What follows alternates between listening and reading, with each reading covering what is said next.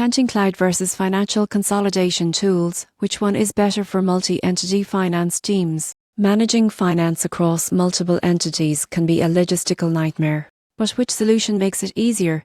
Accounting cloud software or financial consolidation tools? Most people get this wrong by thinking they are interchangeable, but the truth is each serves a distinct purpose. Accounting cloud platforms, like NetSite or QuickBooks Online Advanced, centralize bookkeeping and real-time reporting across all subsidiaries. They handle day-to-day transactions, accounts payable, receivable, and general ledger entries. For example, a company operating in multiple countries can manage local currency transactions, automate intercompany reconciliations, and generate accurate financial reports without switching systems. Cloud-based access also allows finance teams to collaborate from anywhere, ensuring timely decision-making. Financial consolidation tools, such as Oracle's or Blackline, focus on aggregating financial statements from multiple entities into one consolidated report. They handle adjustments, eliminations, and currency translation to ensure compliance with accounting standards like IFRS or GAAP. For example, a parent company can easily produce consolidated pull